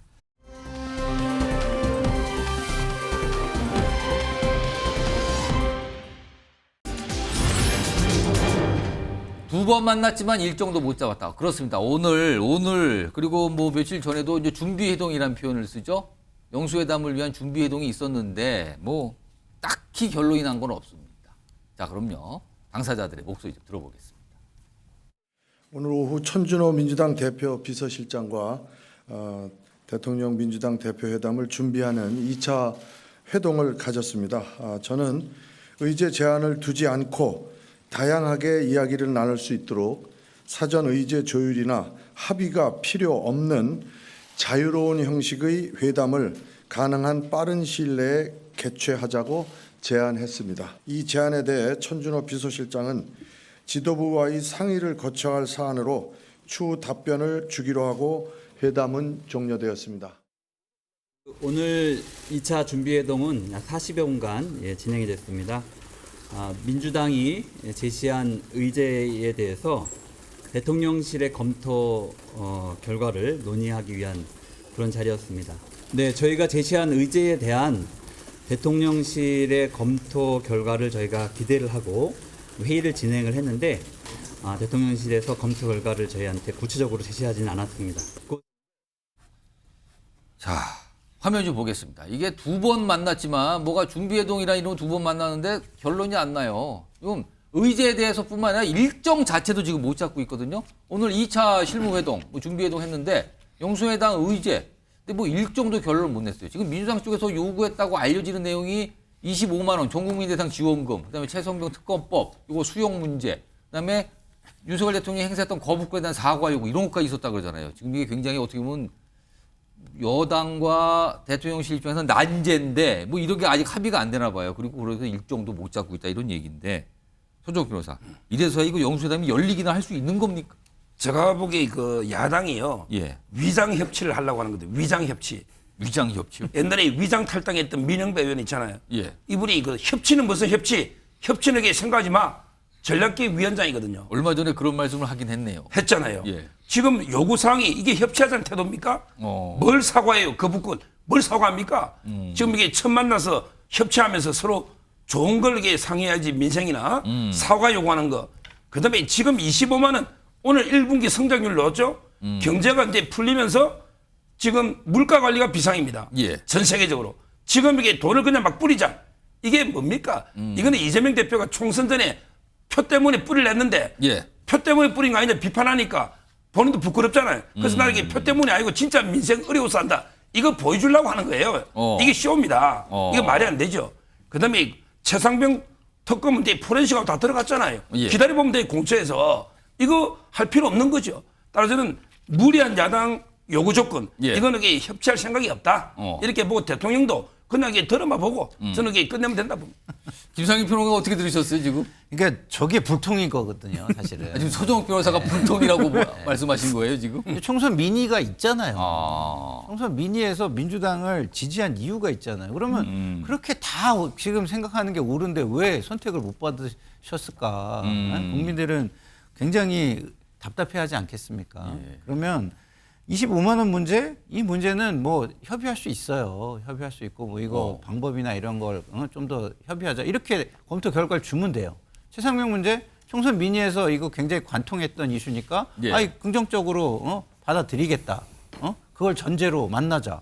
얘기하면 됩니다. 또 뭐였죠? 네? 거부권 행사. 거기다 사과 요구. 네. 그 부분에 대해서 뭐 들어보고 검토하겠다. 거부권에 대해서 내 입장도 좀 설명을 하겠다. 뭐 해가지고 만나서 일단 얘기를 하자. 그 의제로 하자. 그게 왜 안 됩니까? 네? 만나자고 했잖아요. 통 크게. 그러면 거기에서 진심을 가지고 어려운 건 어려운 거대로 할 수 있는 건 할 수 있는 거대로 대통령이 진솔하게 얘기하면 되는데 뭐 그렇게 그게 이거 재고 저거 재고 뭐가 이렇게 어려운지를 모르겠다는 생각을 국민들은 하지 않을까. 저와 함께 이런 생각이 듭니다. 지금 2번 만났지만 다음에 언제 만날지는 아직은 잡은 게 없어요. 뭐 내일 만날지 아니면 아무리 봐도 이번 주는 어려워졌잖아요. 그럼 다음 주 넘어가는데 넘어가면 제대로 될지 진짜 열리긴 할지 이런 상황에서 아까 속보 전해드렸지만 이재명 대표와 조국 대표의 만찬 회동이 곧 있으면 시작이 되는 겁니다. 굉장히 뭐가 복잡하게 지금 뭐가 맞물려 있는 것 같기도 하고요. 이런 상황에서 지금 민주당에서 다수당이 됐으니까요. 다시 한번. 국회의장은 민주당 몫이거든요. 그럼 민주당의 의원분들이 출마하는데 굉장히 많은 분들이 좀 손을 들고 있는데 이분들이 출마하겠다, 국회의장에 도전하겠다라고 얘기하면서 말하는 분위기가 비슷한 점이 있습니다. 일단 들어보겠습니다. 검찰 쿠데타에 대해서 그냥 협치라는 이유로 끌려다닌다면은 지난 정권에서 끌려다니다가 제대로 검찰총장의 검찰 권력 사유화 이런 걸 제대로 보지 못하고 검찰 쿠데타가 목전에 다가왔는데도 막아내지 못하고 지금 국민이 고통을 당하게 하는 것이죠. 당이나 국민들이 또 민주당 지지자들이 불만을 가하는 것은 협의를 합의로 운영했기 때문에 문제가 있는 겁니다. 교섭단체 대표들 간의 협의가 되게 만들어낼 수 있는 능력. 그 리더십이 필요한 거죠. 못 가게 됐을 땐 국회의장 결단을 내려야 되는 거 아니겠습니까? 그런 의미에서 협의만 강조해서는 안 되는 거고요. 주요한 민생이나 긴급한 현안들이 있을 때 여야 합의가 찰필 미뤄지면서 그냥 이게 쭉 정쟁화되는 경우들이 많았어요. 그래서 이제 이건 안 된다. 제가 국회의장이 되면 긴급 현안에 대해서는 의장 직권으로 본회의를 열어서 처리를 해야 되겠다. 이런 생각을 하고 있습니다. 윤경호 소장님, 지금 저런 얘기에 대해서 정치권 일각에서는 아니 이건 내용만 들어보면 국회의장에 도전하는 게 아니라 민주당 당대표 후보 같기도 하다. 당대표들이 내놓을 만한 발언들을 하는 거 아니냐는 시각이 있습니다. 어떻게 보세요? 그러니까 국회의장이라는 자리에 대한 좀 이 존중을 받을 수 있는 그런 사명감을 좀 보여주는 거 저도 좀 아쉬워요. 그러니까 오로지 저건 이재명 대표의 마음에 드는 얘기만 지금 해서 낙점받겠다 지금 그밖에 없는 걸로. 심지어 일부 어떤 분은 이재명 대표와 같이 간다는 취지로 국회의장이 이렇게까지 얘기를 하거든요. 그렇게 비춰지는데 그거는 모르겠습니다. 이재명 대표와 그 핵심 지지자들에게는 점수를 받을 수 있을지 몰라요. 그러나 국회의장의 자리에 대한 위신을 스스로 떨어뜨리는 거다. 그러니까 어찌됐든 간에요. 국회의장은 최다선 중에 국회의원들의 자유투표로 뽑는 거. 그렇습니다. 저는 뭐 그 원칙대로만 한다면 뭐 이재명 대표가 저를 낙점했습니다. 안 했습니다. 이거는 정말 어떻게 보면 유치한 거고요. 제발 국회의장이라는 그 자리를 스스로 권위를 떨어뜨리고 위신을 떨어뜨리는 언행은 후보로 나오는 분들이 좀 삼가했으면 좋겠고 또 하나 자기 정치를 하기 위해서 국회의장 나가겠다고 하는 분은 좀 안 맞는 거 아닌가. 이 자기 정치의 의미가 뭔지 아마 당사자들은 잘 알 거예요. 지금 뭐 국회의장에 출마하겠다고 밝히신 분이 계속 늘어나고 있어요. 일단 이준우 전이요. 근데 아까 똑같은 질문이에요. 지금 이게 국회의장에 도전하려는 분들의 얘기인 건지 아니면 민주당 당대표에 도전하는 분들의 얘기인 건지 이거 어떻게 좀 들으셨습니까? 국회의장 선거, 당대표 선거 저거 두 개 다 아우르는 것 같아요. 이게 두 개 다 아우러서 합쳐서 보면 결국은 이재명의 친위 부대 가장 수장으로서 친위 부대에 나설 사람 누군가 이제 그거를 정하는 거라고 보고요. 근데 국회의장은 무소속이 되는 거 아닙니까? 국회법에 따르면 무소속 돼야 되죠. 그런데 지금 이미 언론을 통해서 기계적인 중립 의미가 없다. 김준표 현재 국회의장을 비판하면서까지 그렇습니다. 얘기를 그런 했습니다. 목소리까지 나오고 있어요. 그래서 한쪽 편을 들겠다고 공개적으로 선언을 하고 있는 거예요. 그러면 국회가 어떻게 돌아가겠습니까? 이건 법에 의해서 국회가 돌아간 게 아니고요. 사람의 특정인, 즉 이재명을 위한 국회가 된다는 걸 공개적으로 발언하고 있는 거거든요. 저 목적이 두 가지로 생각해요. 단기적으로 보면은 좀 어려운 얘기겠지만 탄핵이라든가 개헌, 탄핵이나 개헌 이 카드를 국회의장으로서 끄집어 적어도 올리겠다. 그러니까 국회의장 직권으로 그 카드 올려가지고요. 거기서 계속 계류시키거나 아니면 법사위에서 누르고 앉히고 있거나 이런 거를 국회의장 영향력을 발휘할 수 있습니다. 그걸 끌어올리겠다는 거고요. 장기적으로 보면은 결국은 그 토대를 바탕으로 해서 이재명을 대통령 만들기에 텃밭을 다지겠다. 이렇게 전 두 가지 목적이 깔려 있는 국회의장 이제 목소리가 아닌가, 후보자의 목소리가 아닌가. 지금 듭니다. 아까 영상에 소개한 데 지금 화면으로는 우원식 의원도 지금 국회의장 도전했다고 오늘 밝힌 상황이거든요. 지금 이런 상황에서요. 민주당의 지지자들의 움직임이 하나가 있어요. 화면 좀 보겠습니다. 이게 뭐죠? 옆에 있는 일단 포스터 같은 게 이게 고추장이라고 이렇게 하얀 글자로 세로로 고추장인데 읽어보시면 고 추미애를 국회의장으로 적폐 살떨리는 뭐 이렇게 써 매운맛 이게 지지자들이 저렇게 만들었다고요. 그리고 지금 서명 운동을 하는데 그러니까 추미애 추대 서명 운동을 진행 중이라 그래요. 추미애가 개혁 움직임에 맞으니 조정식은 후반기에. 지금 뭐 지지자들은 아예 나누고 있군요, 지금요. 그리고 특정 인물, 지금 조정식 의원인데 뭘 했다고 의장이가 이런 또 비판. 그리고 또 정성호 의원도 지금 도전하고 있는데 절대 반대. 이렇게까지 분위기가 있다 그래요. 김상희 평론가. 네. 민주당의 열성 강성 지지층은 좀 추미애 의원을 국회의장으로 믿은 겁니까? 그렇죠. 근데 당원들이나 지지자들은 투표권이 없잖아요. 그렇죠. 이 뭡니까? 이게 무슨 압박을 상황입니까? 하겠다는 거죠. 민주당 의원들을 압박한다. 의원들을 압박해서 본인들의 의사를 관철하겠다. 뭐 이런 뜻으로 저는 비치는데요. 예. 근데 이거 저는요 굉장히 잘못된 거라고 봐요. 국회는 민의의 정당이고 갈등을 해소하는 정치력의 시험대예요.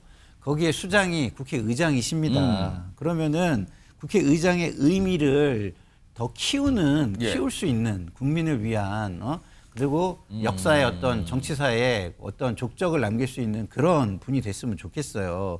이 자리가 자기 한 풀이 그리고 강성 지지층의 한 정파의 한 풀이 그리고 뭐 그들의 전리품이 아니에요. 예? 이거는 국민을 위한 자리입니다. 예. 예? 그런데 문제는 뭐냐? 이 사람들만 비난할 수가 없다는 거예요. 대통령이란 자리도 똑같잖아요. 근데 지금 대통령께서 한 정파의 수장처럼 막 행동을 하시잖아요. 그러니까 그거에 대한 반발로 이게 나오는 거거든요. 이게 반작용이다 지금. 네. 그래서 대통령이 변하시면 저 같은 사람이 맘 놓고 이거를 비판할 수 있습니다. 근데 아까도 제가 얘기했지만 대통령께서 변하시지 않고 정권과 여권이 변하지 않는 모습을 가지고서 이거 비난해봐야 소용없고 그 모습이 오히려 이런 어떤 일을 하는 분들에게 이런 방향으로 가시는 분들에게 날개를 달아주는 거다라는 거 다시 한번 좀 생각을 하셨으면 좋겠습니다. 자, 아무튼 이게 뭐 국회의장인데 지금 현 김진표 의장에 대한 어떤 또 막 압박, 비판 막 이런 것까지 지금 나오고 있어요. 이유는 중립을 지켰다. 왜 민주당 쪽으로 향해서 뭔가를 더 도움을 주는 걸 안 했냐. 뭐 이런 비판이 있다고 그러네요. 또 국회의장 자리인데 말입니다. 자, 다음 주제는 오늘 이준석 개혁신당 대표가 외신 기자들과 만나면서 뭐 간담회 또는 기자회견 형식의 어떤 자리를 가졌거든요. 질문도 답변. 물론 뭐 이준석 대표가 이 자리에서도요. 뭐 윤석열 정부에 대한 뭐 엄청난 비판의 목소리, 어떻게 보면 비난에 가까운 목소리가 쏟아냈는데 이런 상황에서요. 뭐 그건 이준석 대표의 뭐 최근에는 계속 그런 얘기 반복적으로 얘기하니까 이런 상황에서 오늘은 홍준표 대구시장 얘기를 다시 한번 꺼냅니다. 목소리 들어보겠습니다. 우선 지금 보수 진영 내에서 그 대통령이 조금씩 화합을 만들어 나가려면은 대선 때 가장 큰 경쟁자였던 홍준표 대표에 대해 가지고 역할을 주는 것부터 시작해야 된다고 생각했습니다. 그 지금 이미 대선 주자급으로 본인을 인지하고 계시고 실제로 그렇고 그러면은 격에 맞는 역할이 주어져야죠. 이진우 전 의원? 아니 얼마 전에도 총선 끝나자마자 무슨 총리설 얘기 나왔을 때 이준석 대표가 홍준표 대구시장을 총리로 추천한다 뭐 이런 입장을 낸 적이 있었어요. 근데 또 지금 얘기하는데 얼마 전에 홍준표 대구시장은 거절했거든요. 윤석열 대통령을 만나서. 근데 또 뭐 총리 얘기하고 아니면 역할을 크게 가져야 된다 이런 얘기를 왜 하는 겁니까? 자꾸 이렇게. 이준석 그 대표랑 홍준표 시장이랑 교감이 있는 것 같아요. 교감이요? 교감이 있는데 그 교감이라는 게 아마 이제 큰 그림을 그리지 않을까 싶습니다. 지금 이제 서로 지금 홍준표 시장도 이준석한테 참 괜찮은 정치인이다라고 칭찬을 해요? 칭찬 많이 하죠.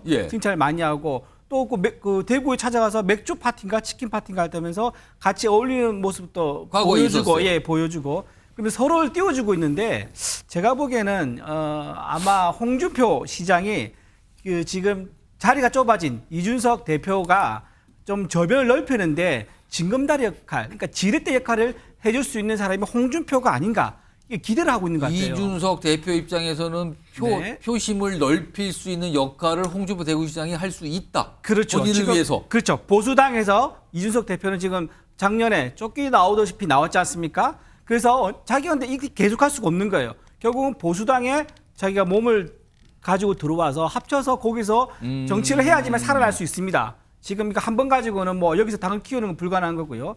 그렇다 그러면 홍준표 대표가 눈치 보지 않고 발언을 하고 또 대선 주자로도 메이커 역할을 충분히 할 수 있고 본인도 대선 주자기도 하지만 그래서 그 역할을 해줄 수 있는 사람이 자기는 수단으로서 지렛대로서 홍준표 시장을 아마 염두에 두고 서로 띄워주고 있는 게 아닌가 이런 생각을 좀 합니다. 그리고 마지막 윤경호 소장님, 이준석 대표와 홍준표 대구시장의 공통점이 있다면 뭐가 있을까요? 뭐가 공통점이 있으니까 서로 띄워주는 거 아닙니까? 좀 표현이 그렇습니다만 관종같이 남들에게 주목을 못 받으면 견디지 못하는 분들이잖아요. 물론 정치인들 대부분 그래요. 그러나 예. 이분들은 좀 심하죠. 저는 이거 정말 중요하지 않은 얘기다. 그리고 본질을 흐리게 만드는 얘기다. 무슨 얘기냐. 홍준표 시장이 윤 대통령 만나서 뭐 조언했다는 것 중에 하나가 예. 이번 총선 패배에 국면을 청문회 전국으로 바꿔놔야 된다. 인사청문회 전국으로 바꿔라. 그렇게 얘기했다고 그랬잖아요. 예. 그거 정말 얼마나 정치 술수입니까? 정치 공학입니까? 국민들이 왜 국민의힘에 매를 때렸어요? 윤 대통령한테 매를 때린 거잖아요. 국정기조 바꿔라. 최상병 사건, 그다음에 김건희 여사와 관련된 여러 가지 잡음 이런 거에 대해서 명확하게 규명을 해라. 책임질 거 책임져라. 예. 이런 얘기 주문을 한 거잖아요. 그런데 느닷없이 총리 바꾼다고 그러니까 총리를 왜 바꾸죠? 그에 대한 질책의 결과로 대통령을 바꿀 수 없으니 총리라도 바꿔서 뭔가 바꿔보십시오라는 의미였는데 누가 총리가 되느냐에 사람들의 관심을 끌고 가는 예.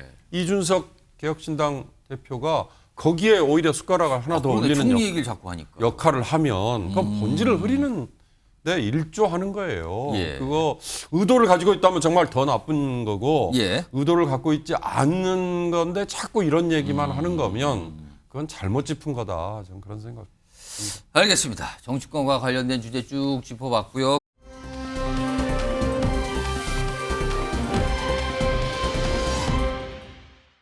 사실혼 관계. 저도 사실 기사를 보고 알았어요. 너무 충격적이었고요. 사모니다 하는 말씀. 맞아요. 제가 3번째 부인입니다. 선훈숙 씨 역시 결혼 이전에 서로의 과거에 대해서는 문제 삼지 않기로 약속을 했습니다. 동거한 사실이나 사실혼이나 양다리나 그것은 전혀 근거 없는 얘기입니다. 죽어도 끊어지지 않는 성추행이란, 죽어도 지워지지 않을 형벌과 같은 성추행이란 프레임을 유영재에게 씌웠습니다. 제가 이제 들은 녹취에 따르게 되면은 어떤 추행의 사실이 있었고 그거에 대해서 유영재 씨는 인정하고 미안하고 추행의 고의는 아니었다라고 얘기를 하고 있거든요. 그 행위가 성추행이 아니라고 생각하는 것 같습니다. 그러니까 성추행이라는 더러운 프레임이라고 이야기하죠. 자, 지금 많은 분들이 계속 이 얘기를 많이 하시는데요. 오늘 약간 변화된 모습이 하나 나타났거든요. 화면을 좀 보겠습니다. 지금 배우 선훈숙 씨와 아나운서 유영재 씨, 그러니까 결혼을 했다가 이혼을 했고 그 이후에 계속 뭐가 불거지는데 지금 본인이 반박을 몇 가지 사안에 대해서 지금 논란이 되고 있는 사안에서 반박을 하는 어떤 유튜브 라이브 방송을 했고요. 그게 영상으로 남았었는데 그걸 돌연 삭제합니다. 그 영상에는요, 본인이 해명을 하죠. 예를 들어서 뭐 삼혼 관련된 문제, 사실혼 관련된 어떤 이 의혹, 그다음에 뭐 성추행 관련 의혹 이런 거를 하나씩 다 설명하면서 반박을 하는데 어제 오후에 해당 영상이 삭제됐습니다. 일단 이런 상황이 하나 불거졌고요. 다음 화면을 하나 보죠. 이건 많은 분들이 이게 무슨, 그러니까 어떤 분은 이게 도대체 무슨 난리냐 이게 뭔 일이냐 이러시는데 지금 이 맞서고 있는 쟁점이 3가지인데 간략하게 보시면 일단 삼혼 논란, 삼혼은 결혼이 3번이라는 뜻이죠. 그리고 사실혼 의혹, 그리고 강제추행 의혹 이렇게 3가지입니다. 자, 이와 관련해서 지금 손정혜 변호사 모셨는데요. 우선 뭐 영상 삭제에 대해서는 조금 이따 얘기를 하고요. 우선 이 두 인물 사이의 진실 공방처럼 벌어지고 있는 쟁점이 3가지인데 각각의 쟁점에 대해서 지금 어떻게 의견이 맞서고 있는 겁니까? 워낙에 주장들이? 대중들에게 알려져 있던 부부이고 또 이제 예. 결혼 과정이나 이런 것들이 이제 언론을 통해서 공개되다 보니까 관심을 받을 수밖에 없습니다. 근데 이 사건의 주요 쟁점은 부부가 뭐 결혼해서 이혼할 수도 있고 혼인 취소 소송이 있을 수 있는데 알려진 공인의 신분이나 알려진 사람이다 보니까 일단은 삼혼이 고지가 됐는지가 굉장히 중요한 겁니다. 그러니까 삼혼이 3번째 고지. 결혼. 그러니까 이게 4번째 결혼이냐, 3번째 결혼이냐는 그러면은 선훈숙 씨와 유영재 씨가 결혼했잖아요. 이게 3번째 결혼에 해당되느냐 아니냐 이겁니까? 알고 있었느냐? 정확하게는 4번째입니다. 누군가 결혼을 할 때 그 사람이 전혼 관계라는 초혼인지 재혼인지 삼혼인지 사혼인지를 정확하고 성실하게 고지할 의무가 판례상 존재를 합니다. 그러니까 과거에 내가 몇 번을 결혼했는지를 새로 결혼할 분한테 정확하게 알렸는가 아닌가? 네, 그것은 혼인을 결정하는데 중요한 요소라고 볼 수 있기 때문에 이것을 기망, 속였다라고 한다면 혼인 취소 요건에 해당되기 때문에 현재 선원숙 씨 측에서 이 혼인을 취소하겠다라는 소송을 제기한 상태이고요. 네, 속아서 결혼을 했다, 알려주지 않았다라는 점을 주장하고 있는 것인데 일단 3호는 모두 다 법률혼이 아니고요. 2번의 법률혼은 고지가 된 것으로 보입니다. 근데 그 마지막에 있던 사실혼은 고지가 안 된 것으로 지금 공방이 이루어지고 있는데 유영재 아나운서는 이거는 혼인신고가 되지 않았으니까 알릴 필요가 없었다라고 생각할 여지는 있지만 사실혼도 혼인신고만 하지 않았을 뿐 그 배우자 법률혼에 준하는 보호를 받기 때문에 혼인 관계라고 봐야 되는 것이죠. 근데 지금 그 사실혼 관계도 유영재 씨는 부인하고 있는 거 아닙니까 지금요? 명확하게 부인하고 있진 않고요. 다만 사실혼을 해소하고 네 번째 결혼을 했다라는 취지로 주장하는 것으로 보이는데 그 부분을 이제 배우자 입장에서는 나한테 직접 이 사람이 설명해 준 게 아니라 남을 통해서 심지어는 언론 보도를 통해서 이런 제보가 나오다 보니까 굉장히 심리적인 충격과 이 어떤 배신감을 가졌다라는 취지로 주장을 하고 있는 상황입니다. 지금 뭐 아까 결혼이 산문 논란, 뭐 사실혼 관련돼서 뭐 이게 알았느냐 몰랐느냐 알려주냐 뭐냐 이 문제잖아요. 근데 그거는 뭐 변론을 쳐도 또 하나가 최근에 불거진 게 성추행 의혹인데 이건 지금 법적 다툼까지 가고 있는 거 아닙니까 지금? 법적 다툼이 아니라 성범죄 그리고 정확한 제목은 친족관계에 의한 강제추행이니까요. 그러니까 범죄냐 아니냐까지 지금 가는 거죠 지금. 성범죄로 이미 고소가 진행이 됐고 피의자로 유영재 아나운서가 조사를 받아야 되는 상황이고 필요하다면 강제 수사까지 실시될 수밖에 없을 정도로 일단 피해 횟수가 5회 이상 되는 것으로 지금 보도를 통해서 나오고 있는 상황이기 때문에요. 이 범죄의 재질이나 여러 가지 횟수를 비춰봐서는 가볍지 않은 죄로 지금 고소가 접수가 됐고 이게 가장 심각할 수 있는 거네요. 그렇습니다. 이 사건에서 만약에 나의 배우자의 그 언니죠. 그러니까 처형을 강제추행했다라고 한다면 이 혼인 취소 소송에서도 위자료가 굉장히 높게 인정될 수밖에 없고 당연히 유책 배우자로 인정될 가능성이 있을 뿐만 아니라 이 집행유예 이상의 어떤 처벌을 받을 여지가 있기 때문에 굉장히 엄중한 사건이고요.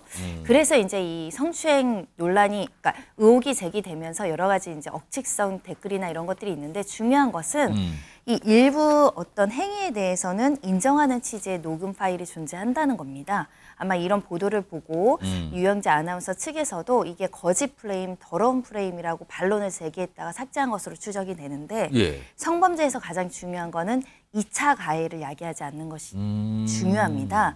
그런데 만약에 지금 저희가 이제 뭐 증거를 보지 않고 추행을 했느냐 안 했는지 판단하기는 어렵지만 가정에서 추행이 사실이라면 성범죄 피해자한테 너가 오히려 공격하고 있어 프레임을 짜서 이게 2차 가해가 해당될 수 있거든요. 프레임이라는 표현이 들어간 어떤 반박을 그렇습니다. 했네요. 네, 그렇다고 한다면 오히려 가해자가 피해자 측을 공격하는 것이 되고 반상 없는 태도로 해석될 수밖에 없기 때문에 제가 그분의 변호사라면 당연히 그 영상은 삭제하는 게 좋다라고 조언을 했을 겁니다. 손정욱 변호사, 그럼 영상 삭제 부분 한번 얘기해보죠. 왜 삭제를 했는지 이게 법적으로 이게 어떤 의미를 가질 수가 있나요? 이게 왜 삭제를 했을까요? 한마디로 근데 그 진짜 본인의 말이 다 진실이라면 삭제할 이유가 없죠.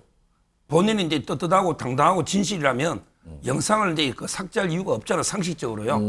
아마 이제 제가 보기에 녹취록이나 지금 녹취 얘기가 있죠 지금요. 여러 이제 그 정인 증거들이 본인한테 좀 불리하기 때문에 삭제한 게 아닌가 이렇게 저는 추측하고요. 그럼 향후에 어떤 이 저게 이제 고소가 이루어졌으니까 법적 다툼으로 가는 거잖아요. 그럼 뭐 반박도 하고 이럴 텐데 이 삭제한 부분이 그 다툼에서 영향을 줄 수 있는 부분입니까? 당연히 줄 수 있다고 저는 보고 문제는 이제 삭제를 해도 올렸잖아요.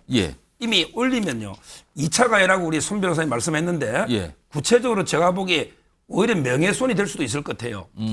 오히려 허위 사실로 이제 그 고소인 선원석 측의 그 언니 있잖아요. 이분이 명예가 훼손되잖아요. 동영상으로 이분이 마치 무고로 이런 게 내용을 그렇게 볼 수도 있다 그거는. 있죠. 제가 보기에 이 동영상 올린 자체가 명예훼손으로 허위 사실 될 수도 있고요. 그럼 뒤늦게 그런 거를 판단하고 우려를 해서 지운 게 아니 삭제한 게 아니라 이렇게 판단할 수 있다는 겁니까? 그렇죠. 그럼? 그나마 이제 처벌을 좀 줄이려면 지금은 삭제하는 게 맞잖아요. 아마 이제 이 동영상을 삭제한 거는요. 제가 보기에 결정적으로 유영재 씨한테는 불리한 정황이다. 이렇게 보는 게 합리적인 추론이죠. 지금 이 성추행 관련된 부분에서 고소가 이루어졌고요. 그리고 지금 혼인 취소 소송이잖아요. 많은 분들이 이걸 가지고 아니 이혼을 이미 했는데 혼인 취소 소송을 따로 하는 건 뭐냐? 이게 무슨 차이가 있는 겁니까? 이혼이 완료되지 않은 상황입니다. 그러니까 이혼 소송도 제기할 수 있고 혼인 취소 소송도 제기할 수 있는데 이혼은 이제 정상적인 혼인이 성립했다가 뭐 여러 가지 이유로 헤어져서 이혼이 이루어지는 것인데 혼인 취소는 쉽게 말하면 사기 결혼이라는 걸 법원에 인정해달라는 소송입니다. 그러니까 내가 속아서 결혼했다. 왜냐면 모르고 속아서 결혼을 했으니 이거는 원천 무효다 이 뜻입니까? 그러면 무효는 아니고요, 취소입니다. 취소니까 이제 장래를 향해서만 이제 취소할 수 있고 이제 완전히 무효를 판단받지는 않지만 적어도 이 사람이 나에게 적극적으로 기망을 하거나 또는 알려야 될 것을 알리지 않아서 피해를 입어서 이 혼인을 하겠다는 의사결정에 오류가 있으니까 취소를 하겠다. 이런 취지이고 특히 선훈 씨 같이 방송을 하는 사람은 명예도 굉장히 중요하다 보니까 그렇겠죠. 지금 왜 이렇게 이혼에 빠른 시간 동안 결혼 결정을 하고 이렇게 헤어지게 됐는지에 대해서 대중들에게 설명할 때 이혼에 이르렀다는 것과 혼인 취소했다라는 것이 또 본인의 어떤 감정으로는 다를 수 있기 때문에 혼인 취소 소송을 제기한 것으로 보이고요. 우리 판례 중에는 이제 전혼 관계를 속인 것들 중에 혼인 취소가 인정된 사례들도 다수 있고요. 특히 사실혼이라고 하더라도 이제 알려야 된다라는 부분에 대한 판례가 있기 때문에 선훈식 변호사 측에서도 이게 다소 가장하거나 불리한 진술을 알린 정도가 아니라 이 구체적으로 조금 허위 사실을 알렸거나 또는 적극적으로 이것을 숨겼다. 그렇게 보고 이제 소송을 제기한 것입니다. 저기 자막 중에요. 혼인 무효 소송 제기 전 잘못된 자막이 고치돼요. 뭡니까? 혼인 무효 소송하고 취소 소송은 전혀 다른 소송이에요. 그럼 정확한 혼인 취소 소송. 그렇죠. 옛날에 미스 코리아 중에 일방적으로 혼인 신고를 그냥 해버린 거 있잖아요. 이런 거는 이게 무효가 될 수 있지만 그건 아예 무효인데. 그건 아예 실체가 없잖아요. 그러네요. 근데 혼인 취소라는 거는 사기나 강박이나 또 이제 결혼할 수 없는 사이. 결혼을 하는 건 알았지만 문제가 나중에 이게 문제가 모르는 상황이 발생을 했기 때문에 취소해달라. 그렇죠. 무효와 취소는 다른 거다. 그 성격과 소송이 다르기 때문에 혼인 취소 소송을 한 거죠, 사기는. 정확하게는 혼인 취소 소송 이렇게 표현을 해야 된다는 거네요. 손정혜 변호사, 지금 무슨 녹취 얘기가 나오잖아요. 이게 좀 성추행 의혹 부분인데 이 녹취가 뭡니까? 무슨 내용의 녹취를 말하는 거예요? 그러니까 피해자 선훈식 씨 언니하고 이제 유영재 아나운서가 이제 대화를 한 통화 내역으로 추정이 되는데 이 내용 중에는 당연히 이제 피해자 입장에서 왜 그때 그랬는지에 대해서 이제 묻고 항의하는 내용이 담겨 있겠죠. 지금 선훈숙 씨 측 변호인이 밝힌 내용이 녹취록이 있다. 네. 어떤 대화가 담겨 있다. 이겁니까 지금? 네. 그 당시에 근데 유영재 씨는 수행행위 자체는 인정을 했다라는 겁니다. 그러면서도 이제 사과보다는 이제 변명 차원으로 이렇게 이제 불쾌감을 가질지 몰랐다. 그러니까 성추행 고의는 없었다라는 취지로 외로워 보여서 그랬다라는 취지로 주장을 했다는 건데, 그러니까 본인의 주관적인 의사는 중요하지 않습니다. 성추행 사건에서는 내가 예를 들면 너를 만졌는데 내가 추행의 의사는 없었고 뭐 예뻐서 손녀 같아서 이런 거 많이 들어보셨죠? 객관적인 제3자가 봤을 때 신체에 어떤 접촉이 있었는데 그게 성적 수치심이나 불쾌감을 야기하면 강제추행죄는 성립하는 겁니다. 본인이 외로워서 어떤 행위를 했다라고 하더라도 그게 누가 봐더라도 만지지 말아야 될 것, 그 사람 의사에 반해서 만졌다고 하면 추행이 될 여지가 있기 때문에 이 녹음 파일로서 내가 그 만진 사실, 신체적으로 접촉한 사실을 인정을 했다고 한다면 유죄의 유력한 증거가 될 가능성이 있습니다. 근데 지금 변호인 측에서는 이 녹취가 지금 있다라고 밝힌 상태입니다. 자, 일단 요 얘기 많은 분들이 좀 관심을 갖고 계셔서 소개해 드렸고요.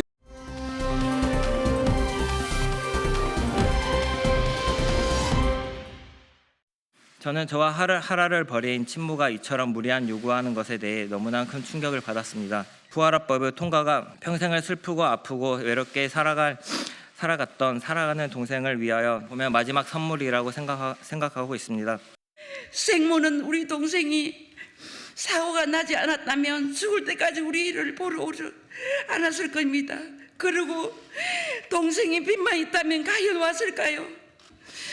사람이 아닙니다. 2살 때 버린 그 부모를 인정을 해준다는 거는 저는 믿지를 못하겠습니다. 어떻게 이런 판결이 나와요? 어떻게요?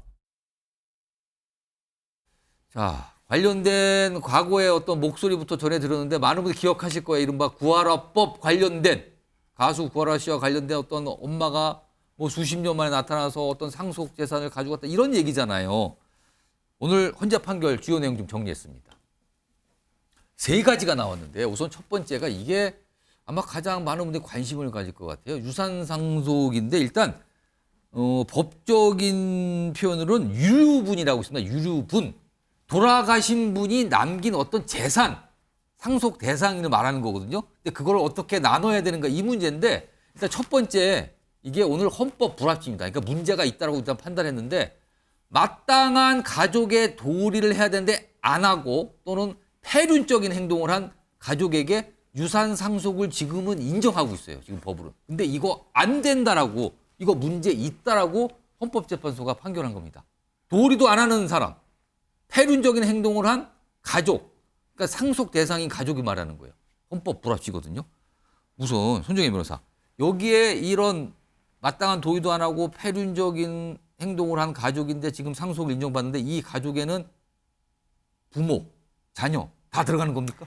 네, 유류분 제도에 대한 많은 변화가 있을 것이라고 예상이 됩니다. 유류분 제도라는 거는 소위 말해서 최소한으로 내가 받을 수 있는 상속 지분을 이야기한다라고 생각하시면 되는데 보장을 해주는 거군요. 예전에 만약에 이제 아들 1명 있고 딸 2명 있다고 치면 어르신들이 이제 아들한테만 전부 다 상속 재산을 물려줬잖아요. 그럼 남은 딸이 생존권이 위협을 받으니까 생계가 안 되니 최소한의 지분은 인정을 해주겠다는 게 유류분 제도의 근본적인 취지인데 법적으로 보장을 해주는 거군요. 네, 이제는 문제가 뭐냐면 이제 피상속인은 이제 망인이라고 표현을 드리면 망인이 돌아가시고 나서서 이런 유류분을 기계적으로 다 그 인정을 해줬다 보니 그럼 평소에 부모한테 연락 한 번 안 오고 제사 한 번 안 오고 뭐 예를 들면 도리를 안 하는 자식이 있을 수 있어요. 네, 반대로 부모가 상속을 받는 건데 자녀가 죽어서 그럼 부모는 양육도 안 해주고 보살피지도 않고 사실상 자녀를 안 보거나 유기한 상태로 그냥 부모 이름만 올린 사람들. 네, 가족 간에도 다양한 가족 관계가 형성될 수 있잖아요. 수십 년간 연락이 두절된 가족들도 있을 것이고,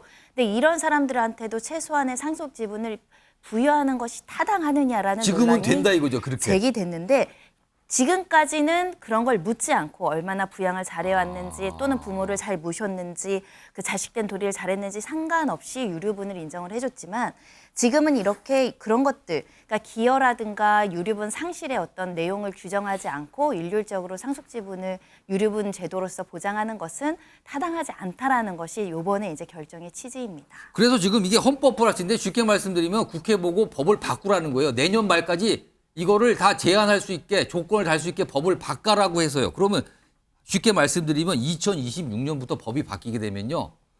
도리를 안 하는 한마디로 말씀은 나쁜 부모, 나쁜 자식은 상속을 못 받을 수 있는 거예요.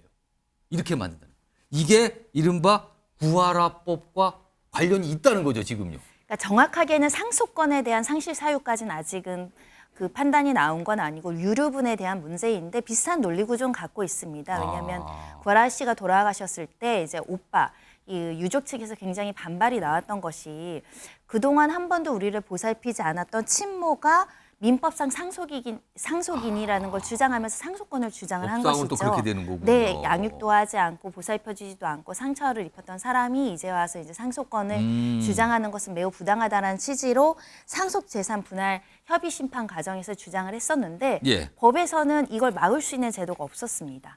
그래서 상속권을 일부나마 부여할 수밖에 없었고 다만 기여분으로 이제 친오빠가 일부 이제 기여분을 인정받긴 했지만 이런 논란이 사실 여러 번 이제 사건 사고를 통해서 보도된 바가 있었는데 이젠 법에서도 가족이라는 가족관계증명서에 형식적으로 가족을 올랐다라고 무조건 상속이나 유류분을 주기보다는 구체적 타당성으로 이 사람이 이 망인에 대해서 재산을 유지하는 데 도움을 줬거나 부양을 했거나 그런 경우를 이제 따져서 이 형평을 유지하겠다라는 취지로 변모하고 있는 것 같습니다. 자, 그럼요. 오늘 헌재 결정 다른 두 가지도 볼까요? 요건 소정욱 변호사가 좀 봐주실까요? 좀 두 개 있습니다. 더. 형제 자매에게 일정 비율 상속분을 강제적으로 보장하는 거. 이건 위헌이고요. 특정인의 기여분을 인정하지 않는 현행법. 이건 헌법 불합치입니다. 요 두 가지인데 요거 시간이 한 1분 한 30초 남았는데 요거 소정욱 변호사 설명 좀 해주시죠. 간단하게. 두 번째는 이제 그 예를 들어 직계 비속이 있고요. 그다음에 배우자 이게 1순위죠. 그다음에 존속이 있고. 그다음에 형제자매인데요. 형제자매. 요즘 사회는요.